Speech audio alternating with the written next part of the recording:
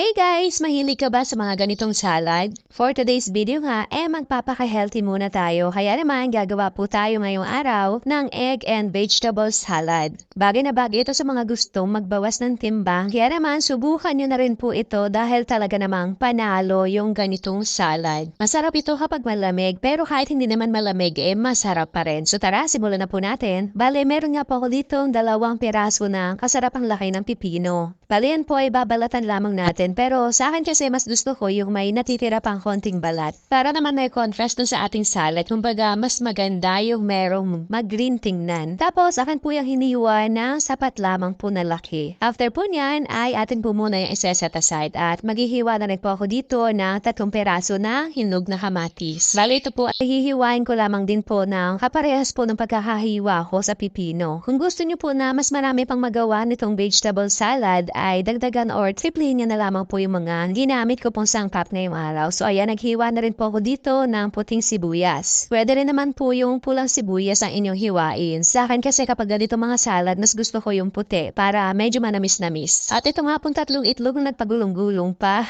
Bale, hard-boiled po ang pagkakaluto nitong ating itlog at hiniwa ko na nga po ng ganyan din po kalalaki. Bale, 3 peraso nga lamang po yung ginamit ko ngayong araw. So ayan, after po niyan ay pwede na po nating pagsama-samahin itong ating mga hiniwang gulay at ito nga pong itlog. Bali, dugasan po na po mabuti kanina yung mga gulay bago ko po hiniwa. At para naman po dito sa ating salad dressing, ay naglagay po ako dyan ng 1 tablespoon na asukal, 2 tablespoon po na suka, and ito nga pong paminta, and itong mayonnaise. Yan po ay pwede nyo po i-adjust, depende po sa inyong panlasa. Haluin lamang po mabuti hanggang sa magpantay na po yung lahat ng pampalasa natin dito sa mayo. And after po niyan ay ibuhos na po dito sa ating mga hiniwang gulay at itlog. Ganyan lamang po kadaling gumawa ng ganitong salad. Kaya naman, subukan nyo na rin po. So, ang last part po niya na ihahaluin na lamang po nating mabuti para naman po malagyan lahat nitong mayonnaise o yung ating salad dressing. Ito nga pong ating mga gulay at itlog. Naglagay na rin po ako dyan ng konting asin, pandagdag lasa. And after po niya na ba ay pwedeng